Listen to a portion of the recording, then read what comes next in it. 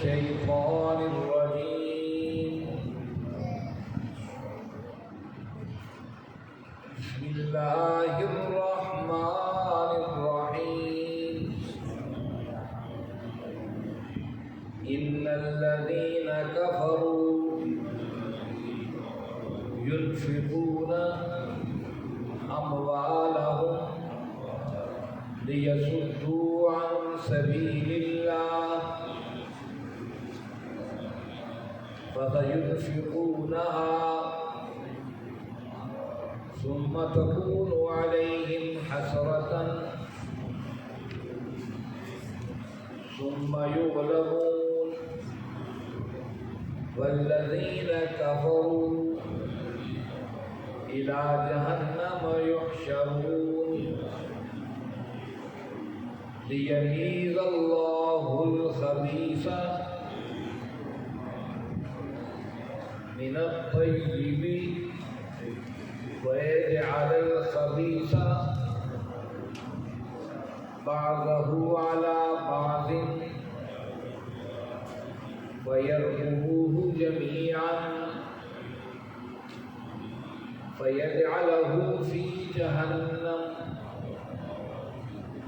أولئك هم الخاسرون قل للذين كفروا إن ينتهوا يغفر لهم ما قد سلف وإن يعودوا فقد مضت سنة الأولين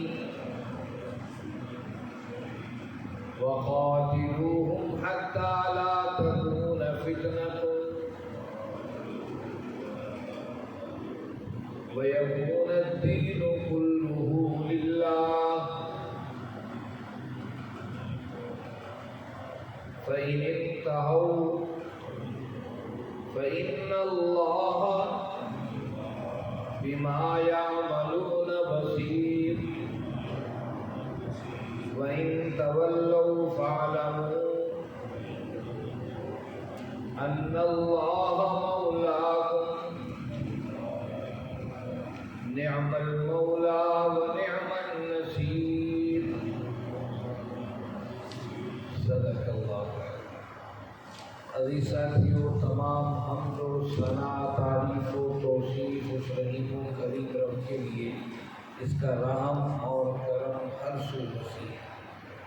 اس کے بعد لاکھوں کروڑوں درود و سلام اس نبی مہربان پر جنہوں نے اللہ رب العزت سے حق کو پا کر ہم تک حق پہنچانے کا حق ادا کیا۔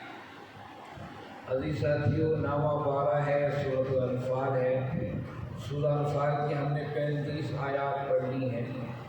گزشتہ آیات بینات میں ہم یہ پڑھ اور سن آئے ہیں کہ اللہ رب العزت نے ارشاد فرمایا کہ جو مسجد الحرام ہے اس کی جو متولی ہیں اصل میں متقین لوگ ہیں۔ یہ متولی نہیں ہے جو ظالم ہیں اور مشرک ہیں۔ اس کے بعد فرمایا کہ کیسے متولی ہو سکتے ہیں؟ ان کی جو نماز ہے جسے یہ نماز کہتے ہیں، ان کی نماز خانہ کعبہ کے پاس سیٹیاں بجانا اور تالیاں پیٹنا ہے۔ فذوقوا العذاب، بچکو عذاب اس بات پر جو تم کفر کر رہے ہو۔ یہ تالیاں اور سیٹیاں اسلام کا رویہ نہیں ہے، یاد رکھیں۔ اس وقت انسان اصل راستے سے ہٹ جاتا ہے تو پھر وہ دائیں بائیں کے سارے طریقے اختیار کرتا ہے اور صحیح راستے کو چلنے سے گریزا رہتا ہے۔ جب ایک نسل سے دوسری نسل اور دوسری سے تیسری نسل اسی راستے پر چل پڑتی ہے، پھر جب ان کے سامنے ہدایت کی باتیں رکھی جائیں تو وہ اس کی مخالفت شروع کر دیتی ہے۔ آج ہمارے معاشروں میں ایسا ہی ہے، اس میں کوئی شک و شبہ نہیں۔ بابا فرید گنج شکر رحمۃ اللہ علیہ تعالیٰ ہوں یا پاکستان یا ہندوستان کی کوئی بھی اللہ والی کوئی شخصیت ہو، انہوں نے اپنے زندگی میں خیر کی دعوت پہنچائی اور خیر کا پیغام لوگوں تک پہنچایا، لیکن بعد میں آنے والوں نے ایسی چیزیں اور فخری نکالی، اس سے معاشرے کے اندر خلافت پیدا ہو گئی۔ میلے اور ٹھیلے بنا دیے گئے اور وہاں پر شادی و بیاہ کی طرز پر مہندیاں اور کئی رسومات کا آغاز شروع کر دیا گیا، اور پھر یہاں تک کہ یہ جو قرآن کہہ رہا ہے ابتغاء و تسلیۃ، سیٹیاں اور تالیاں، آپ دیکھ لیجیے کسی بھی جگہ پر جہاں پر میلے ٹھیلے کسی اللہ کے ولی کے نام لے کر لگائے جاتے ہیں، اور پھر سیٹیاں اور تالیاں قوالی کی شکل میں ان کا اہم حصہ ہوتا ہے۔ تو گویا کہ اسلام نے منع کیا ان تمام چیزوں سے، اس لیے ہمیں اپنی خیر کے راستے کو چننا ہے، وہ جو اللہ اور اس کے رسول صلی اللہ علیہ وسلم کا راستہ ہے۔ حالانکہ یہ اپنے آپ کو کعبے کو متولی بھی کہتے تھے اور اس کے سرپرست بھی کہتے تھے، حاجیوں کی خدمت بھی کرتے تھے، زمزم کا پانی بھی پلاتے تھے۔ لیکن قرآن نے ان اہم وجوہات کی طرف اشارہ کیا کہ جو اصل مقصد تھا اللہ کی بندگی اور لوگوں کو اللہ کی بندگی کی طرف بلانا، اس مقصد سے ہٹ کر ان خرافات کو چن لیا تھا، سیٹیاں بجانا اور کبھی جو ہے تالیاں بجانا، کبھی ننگے طواف کرنا، اور اسی کو گویا کہ مسجد رسومات اور بنیاد سمجھ لی تھی۔ اس کے خلاف کوئی بات کرتا تھا وہ قابل قبول نہیں ہوتا۔ یہ تھی گزشتہ آیات۔ آج کا سبق آیت نمبر 34 سے شروع ہوتا ہے، آیت نمبر 36 سے شروع ہوتا ہے۔ دیکھیے ان آیات میں اللہ رب العزت نے کیا باتیں بتائیں۔ اعوذ باللہ من الشیطان الرجیم، ان الذین کفروا، بے شک جن لوگوں نے کفر کیا، ينفقون اموالهم، وہ اپنے مالوں کو خرچ کرتے ہیں، لیصدوا عن سبیل اللہ، تاکہ لوگوں کو اللہ کے راستے سے روک سکیں، فسينفقونها، پسند قریب ان کا خرچ کیا، ثم تكون علیہم حسرۃ، ان کے لیے حسرت بن جائے گا، ثم یغلبون، پھر وہ مغلوب ہو جائیں گے، والذین کفروا، اور جو لوگ کافر بچ گئے، الی جہنم یحشرون، وہ جہنم کی طرف ڈھانپ لیے جائیں گے۔ اس آیت میں اللہ رب العزت نے ایک اہم بات کی طرف اشارہ کیا۔ وہ اشارہ کیا تھا؟ جب میدان بدر سے شکست کھا کر کفار واپس بھاگے اور بڑے بڑے سردار قتل کر دیے گئے یہاں پر، اب انہوں نے انتقام کے بارے میں سوچا، انتقام لیا جائے۔ انتقام لینے کے لیے ان کے پاس بڑا اہم معاملہ تھا کہ ابو سفیان کا وہ قافلہ جو بچا کر آیا تھا، سارے جو سردار جو بچ گئے تھے وہ اس کے پاس ابو سفیان کے پاس آئے، کہنے لگے ابو سفیان بات یہ ہے تمہارے قافلے کے بچانے کے سبب ہمارے بڑے بڑے سردار مارے گئے، اس سے اب تم پر فرض ہے کہ اس میں جو منافع تمہیں ملا ہے وہ تم ہمیں دو، تاکہ اس سے ہم ہتھیار خریدیں اور پھر دوبارہ ہم مد مقابل ہوں مسلمانوں۔ قرآن نے اسی کی طرف اشارہ کرتے ہوئے بتایا، ان الذین کفروا ينفقون اموالهم، جو کافر ہیں وہ اپنا مال خرچ کرتے ہیں، لیصدوا عن سبیل اللہ، اللہ کے راستے سے روکنے کے لیے وہ خرچ کرتے ہیں، فسينفقونها، پسند قریب جو یہ خرچ کر رہے ہیں، ثم تكون علیہم حسرۃ، وہ ان کے لیے حسرت بن جائے گا، اور باقی میدان احد کے اندر کو قابل ذکر کارنامہ سرانجام نہ دے سکے کفار، اور اس سے بھی ذلت کے ساتھ انہیں شکست کھانی پڑی، ثم یغلبون، پھر یہ مغلوب ہو جائیں گے۔ گویا کہ یہ فتح مکہ کی طرف اشارہ کیا جا رہا تھا، ساری طاقتیں ان کے توڑ دی جائیں گی۔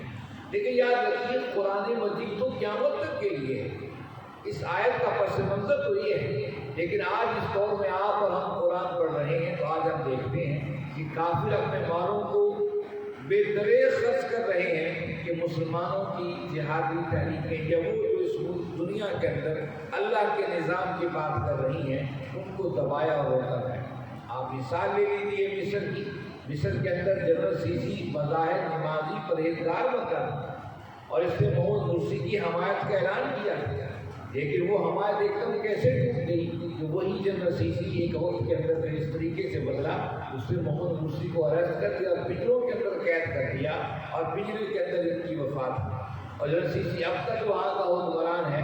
یہ ہمارے اپنے ہی معاملات ہیں کہ دشمن جو کفار ہیں وہ وسائل پانی کی طرح بہاتے ہیں، اور پانی کی طرح بہانے میں اچھے لوگوں کو قابو کر لیتے ہیں، اچھے لوگوں کو قابو کر لیتے ہیں اور وہ پیسہ خرچ کرتے ہیں کہ یہ اللہ کے راستے میں اس خیر کی بات نہ کریں۔ اسی طرح ترکی کی بھی ایک مثال ہے کہ وہاں پر ایک صوفی ازم بہت بڑی مشہور تاریخ جو ہے وہاں موجود ہے، جس کو باہر سے بڑی مضبوط امداد آ رہی ہے۔ وہ چاہتی ہے کہ یہ صوفی تو بنے رہیں، یہ مسجدوں کو وہ آباد کریں، ذکر اذکار تو کرتے رہیں، صبح و شام اللہ بھی کریں، لیکن اس بات کی بات نہ کریں کہ زمین اللہ کی ہے، وہاں پر حاکمیت بھی اللہ کی ہو۔ یہ چیز ہمیشہ سے کافروں کو ناگوار تھی۔ دیکھیے کفار تو اللہ کے کفار مکہ تو اللہ کے نبی صلی اللہ علیہ وسلم کے پاس آئے تھے، کہتے تم ہمارے بتوں کو کچھ نہ کہو. یہ شرائط تو پہلے دن سے پیش کر رہے تھے، لیکن اس بات سے قائل تھے کہ زمین اگر اللہ کی ہے تو حاکمیت بھی اللہ کی ہوگی، نظام بھی اللہ کا ہوگا. کہ اس وقت بھی مشرکین مکہ کو ناگوار تھا، اور اس وقت لے کر اب تک جو پوری 1450 سال کی ہسٹری ہے عالم اسلام کی، وہاں پڑھ کے دیکھ لیجیے. جب مسلمانوں نے مساجد سے نکل کر، خانقاہوں سے نکل کر رسم شبیلی ادا کرنے کا فیصلہ کیا، جبھی دنیا ان کی مخالف ہوئی ہے.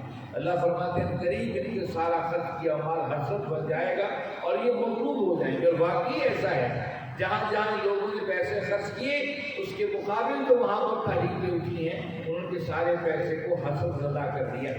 وما هو الذین کفروا، جو کافر بچ گئے ہیں، یعنی کو پیسہ نہیں خرچ کرتے لیکن ہیں تو کفر کے راہی ہی، الى جہنم یحشرون، وہ جہنم کی طرف گھسیٹے جائیں. لیمیز اللہ الخبیث من الطیب، تاکہ اللہ لیمیز چھانٹ دے خبیث من الطیب، ناپاک کو پاک سے. وَيَجْعَلُ الْخَبِيثَ بَعْضَهُ عَلَىٰ بَعْضٍ، اور بنا دے خبیث کو بعض کے اوپر بعض. فَيَرْكُمُوهُ، پر بس انہیں پھر ڈھیر بنا دے جميعاً اکٹھا. فَيَجْعَلَهُ فِي جَهَنَّمَ، اور انہیں پھینک دے جہنم میں.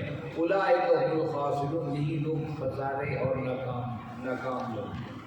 اس آیت میں فرمایا کہ اللہ نے سارے جو آپ کے سامنے میدان بدر کا مارکا ہوا سارا ہوا اور قیامت تک جو مارکے ہوں گے، اس کی وجوہات یہ ہے کہ یمیز اللہ الخبیث من الطیب، پاک اور ناپاک کو چھانٹ دیا جائے. پاک سے مراد اہل ایمان ہے اور ناپاک سے مراد اہل کفر ہے.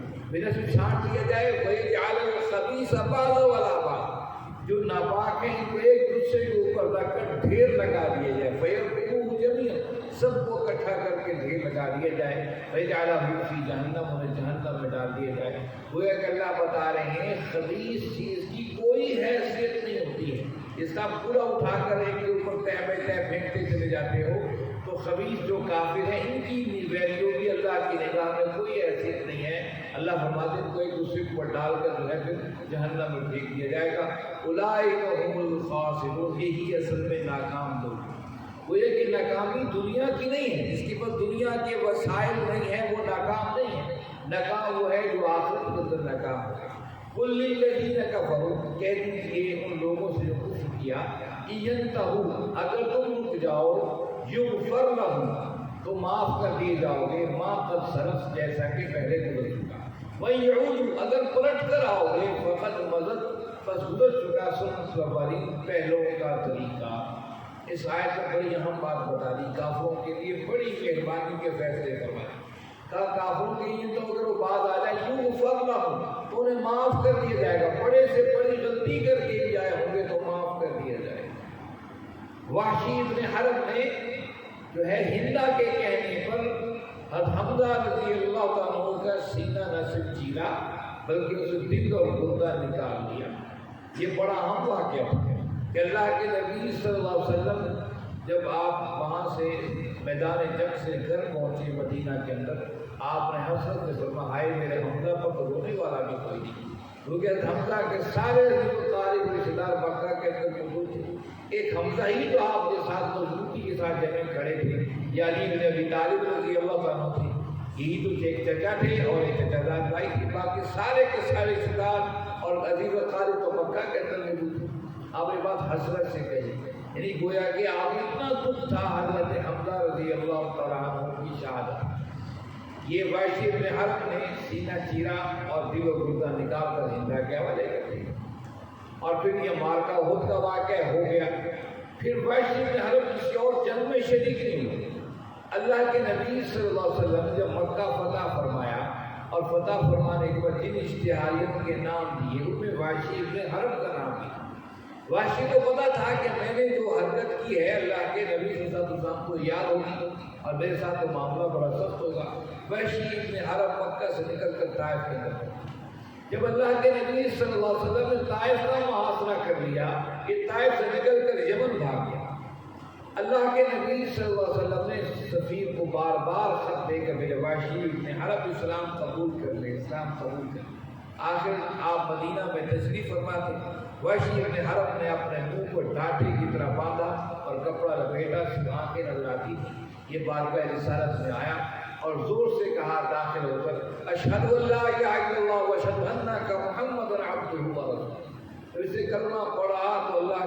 کی آواز پہچانی، فرمایا واشی واشی۔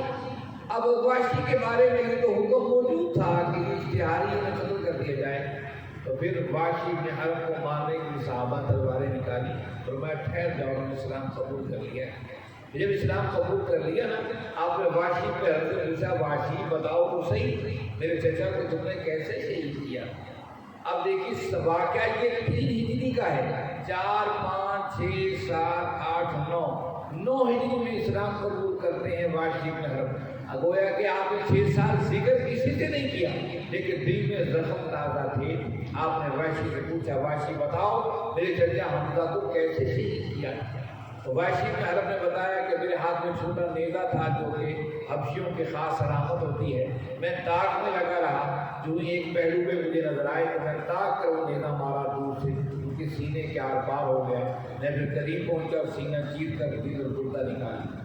اب یہ بات واشی بن حرب کر رہا ہے اور اللہ کے نبی صلی اللہ علیہ وسلم روئے چلے جا رہے ہیں، آپ کے آنکھوں سے آنسو رکنے کا نام ہی نہیں لے رہے، کیونکہ آپ کے چچا کی یاد آ گئی۔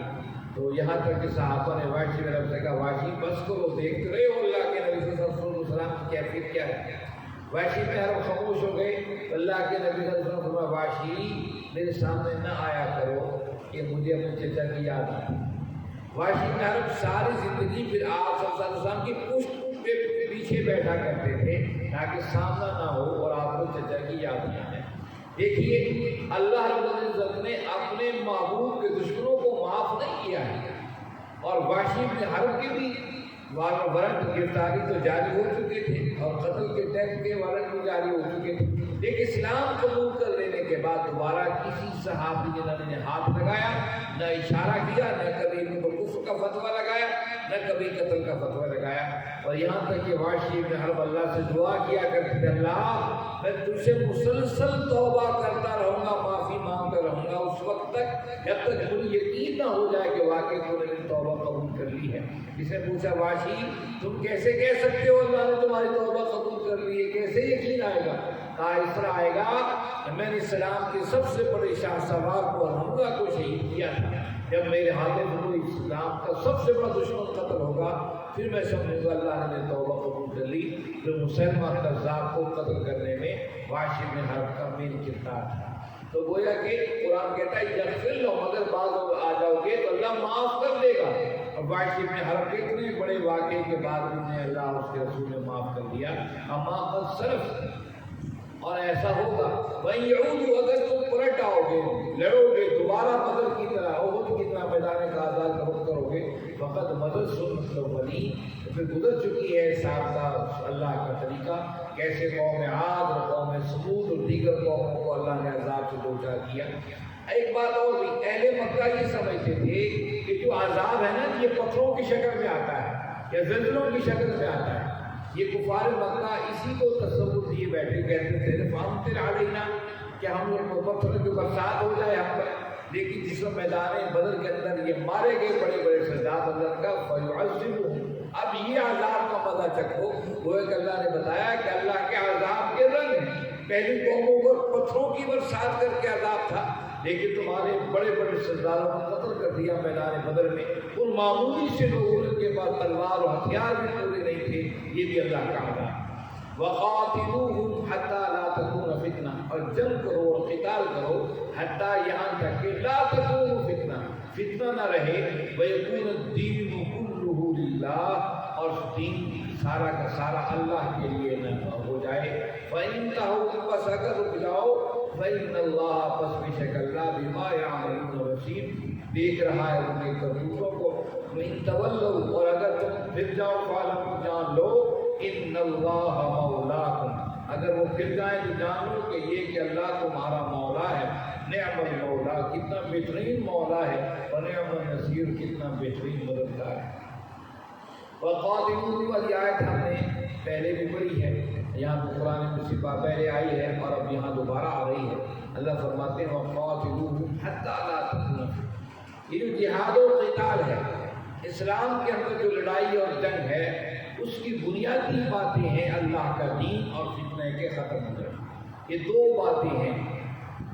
کوئی ایسی جنگ جو ذاتی سیاست کے لیے ہو، ذاتی تخت کے بچانے کے لیے ہو، ذاتی مفادات کے لیے وہ اسلام نے اسے جہاد نہیں قرار دیا. وہ جنگ تو ہے پر وہ جہاد نہیں. اب دیکھیے 1400 سال کے اندر ایسے حکمران بھی آئے جو اپنی انا کے لیے جنگیں کی, اپنے ذات کے لیے جنگیں کی اور لڑتے رہے. اس کو اسلام یکسر مسترد کرتا ہے, وہ جہاد نہیں ہے. جہاد اور قتال جو اسلام کا تصور ہوئی ہے جب فتنے کو ختم کرنے کے لیے اور دین کو خالص اللہ کے لیے کرنے کے لیے جو بھی جد و جہد دنیا کی کسی خطے میں اٹھے گی وہ خالص جہاد ہوگا. اس پر فقہاء اس بات کو متفق ہے. اور اسی بات کی فتنہ کیا ہے؟ فتنہ کیا ہے؟ فتنہ ہر وہ چیز جس سے اسلامی شعار کو نقصان پہنچ رہا ہو یا اسلام کے بنیادی اصولوں پر زد پڑ رہی ہو. کوئی ریاست, کوئی مملکت مسلمانوں کو مجبور کر رہی ہو وہ دین کو چھوڑ دے یا ان کا ان خطوں میں زندہ رہنا مشکل ہو گیا ہو, یہ فتنہ ہے. اس کے مقابلے اسلام کہتا ہے لڑو. اس وقت تک لڑو جب تک یا کافر غائب نہ ہو جائے یا وہاں وہ مکمل اسلام کا غلبہ نہ ہو جائے. یہ اس کی بنیادی آیت ہے, بنیادی بات ہے. فَإِن تَهَوْا فَإِنَّ اللَّهَ بِمَا يَعْمَلُونَ بَصِيرٌ. اگر وہ رک جائیں, وہ کہیں کہ ٹھیک ہے ہم نہیں تم سے جنگ کرتے, ہم اپنی غلطی کو جو ہے وہ نہیں دہرائیں گے. بِمَا يَعْمَلُونَ بَصِيرٌ. اللہ ان کو دیکھ رہا ہے ان کے تمام معاملات. وَإِن تَوَلَّوْا فَاعْلَمُوا. اور اگر وہ پھر جائیں اس تمام باتوں سے پھر لڑنے کے لیے آ جائیں, فَاعْلَمُوا پر جان لو أَنَّ اللَّهَ مَوْلَاكُمْ کہ وہی اللہ ہی ہے تمہارا دوست, تمہارا ساتھی, تمہارا سرپرست. یہ سارے مولا کے معنی ہیں. تمہارا سرپرست, ساتھی, مدد اور والی وہی ہے. نعم المولا, کتنا اچھا مددگار ہے, کتنا اچھا والی ہے, کتنا اچھا سرپرست ہے. ونعم النصیر, کتنا ہی اچھا مددگار ہے. گویا کہ اس قرآن نے اس آیت کے ساتھ قیامت تک کے لیے بتا دیا جب بھی حق اور باطل کے مارکے ہوں گے تو حق والوں کے پیچھے اللہ کی مدد اور نصرت شامل حال ہوگی. یہ دیکھ لیجیے کہ اللہ کی مدد نصرت نہیں تو کیا ہے کہ پاکستان نے کے 5 طیاروں کو کہ اپنے ایئرفورس کے اوپر اڑتے ہوئے گرا کے مار دیا. اور رافیل طیارہ جو ان کا تھا اس کے بارے میں تو ان کو بنانے والے بڑے بڑے دعوے کر رہے تھے. وہ 2 یا 3 رافیل طیارے جو ہے پاکستان نے ہٹ کر دیے. یہ کوئی معمولی بات نہیں. اللہ کی مدد ہمیشہ شامل حال ہوتی ہے اہل ایمان کے ساتھ, اگرچہ وہ تھوڑے ہی کیوں نہ ہو. ماضی کے اندر بھی دیکھ لیجیے جب جب مسلمان تھوڑے رہے. اب دیکھیے یہ پاکستان کا وجود یہ بھی اللہ کی طرف سے ایک معجزہ ہی ہے کہ دنیا کے پورے ہندوستان کی اکثریت تو ہندوؤں کی تھی. ان کے مقابلے ایک ایسی ریاست کا وجود چھین کر حاصل کر لینا یہ بہت بڑی بات ہے. اس کے علاوہ ماضی میں چلے جائیے, حق اور باطل کے جب جب مارکے ہوئے اور حق کے ساتھ مخلص تھے اہل ایمان, اگرچہ تھوڑے بھی تھے, اللہ کی مدد و نصرت ان کی پشت پر تھی. نعم المولا و نعم النصیر, کتنا بہترین مددگار اور والی اور سرپرست ہے اور کتنا بہترین و مددگار ہے. یہاں پر الحمدللہ نامہ پارہ ہمارا مکمل ہو گیا. انشاءاللہ اللہ نے چاہا تو پھر زندگی رہی 10واں پارہ آغاز ہوگا. اللہ رب العزت سے دعا ہے اللہ رب العزت آپ اور ہم سب کو سمجھنے اور اس پر عمل کرنے کی توفیق عطا فرمائیں. وآخر دعوانا الحمدللہ رب العالمین والصلاۃ والسلام